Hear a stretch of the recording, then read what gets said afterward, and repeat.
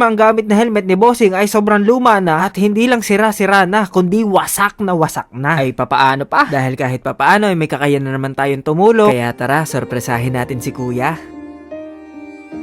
At ngayong araw nga mga kainaman, umorder tayo ng camera sa Maynila. At ito nga ay dineliver din sa amin sa Batangas gamit ang Lalamove. Ay sa mga walang idea ho kung gaano ho kalayo ang Maynila din sa lugar namin, arehong si Bossing ay napick up ang item ng alas 9 ng umaga mula nga sa Quezon City at nakarating sa amin ay pasado alas 2 na ng hapon. Ay syempre, normal naman na ginagawa natin pagka dineliveran tayo ng item ay i-check ito kung wala bang naging sira. Ay di chinek ko na muna rin camera at baka kahoy o kaya batong ipinadala sa atin. Ako pa. Ay pero sa magandang balita naman ay hindi ho bato at tama ang pinadala sa atin at talaga namang poging-poging camera ang dumating. Ay pagkatapos ko namang i-check ang ating camera, pagdating pa lang naman ni Kuya ay napansin ko na ang suot-suot na helmet naman ni Kuya ay hindi siya mapoprotektahan kung sakali man ilayo na ng malayong malayo ay makaharap niya ang disgrasya. Dahil nakita ko na ang helmet ni Kuya ay wasak na wasak talaga. Yun mga naman, okay naman yung camera natin, na-deliver naman ng maayos ni Bossing.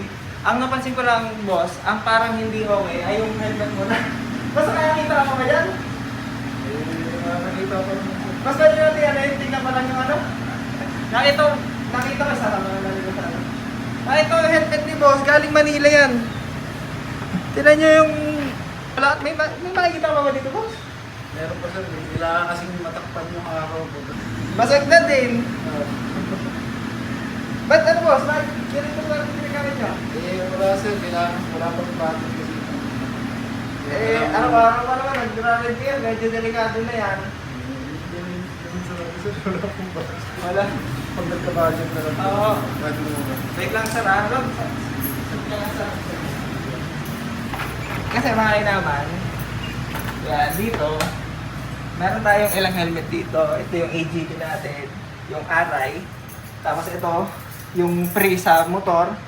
Tapos dito, meron akong lumang helmet na Spider. Ito, matindi sentimental value sa akin ito.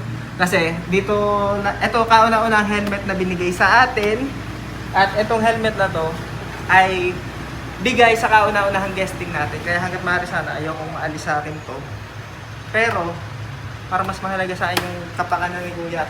Parang hindi safe. Sir, meron ako dito. Ito lumang helmet naman siya. Hindi ito bago dahil actually na-aksidente na ako dito. Ayan, meron pa siyang mga marka ng aksidente tsaka yung lupa ng aksidente, no? Pero para mas safe ka lang, bibigyan nyo na ito sa'yo, Kuya. Para safe ka kasi araw-araw ang nagbabiyahe ako, nagbumotor din ako, boss, araw-araw. Ayun nga, nagra-ride kami, napakahalaga, boss. Kasi, boss, imagine mo na-aksidente ako dati. Kung wala itong helmet ako, baka wala na ako ngayon dito. Kaya subok na ito. Na-aksidente ako dati, boss. Ayun, may video rin yun. Yung dating pag mga kainaman nakakatanda dyan, na-aksidente tayo sa big bike natin. Pero yun, hindi ito bago, sir. Pasensya ka na. Pero ito kasi ang meron ako na kaya kong ibigay. Kaya no? Sir, napaka-delikado. Tapos yung helmet ko, sir, alisin nga natin yung helmet natin. Baka iuwi mo pa yan. Tingnan nyo mga kainaman yung helmet ni Kuya. Tingnan yung mga basag. Ipag ko sir para ano, baka masita kasi ako ng ano. Oo nga, sir eh. Tapos, tingnan nyo yung lens. Oh. Eto, madumi lang to pero lilinisin natin. Siyempre, Kuya, sukat mo muna. Try mo kung kakasya sa'yo. Ayan, ay talagang may malaking sentimental value niya sa akin. Kasi dyan ako nagsimula sa helmet na yan. Ayan. Ayun, shoot. Shoot sa one, shoot mga boss. Shoot, shoot. Ayun, mga kainaman, Boss Ralph, yan ang gagamitin mo. Ngayon na ito, hindi ko na ito papadala sa'yo. Iiwanan mo na ito dito. Yes sir. Hindi ko na ito ipapadala kasi baka gamitin pa ulit ni Boss Ralph, hindi pwede. Kasi yung mga kainaman, napakadelikado nito. Thank you sir. Medyo boss, nagbablog din ng konti. Ito po. Pasensya ka boss yan, luma yan. Pero mas safe naman yan sa dito. Pero okay lang. Sige po, sige tayo. Ayan. Yan, pinaiwanan na natin to kay Bossing. Hindi na safe to. Tignan nyo mga kainaman.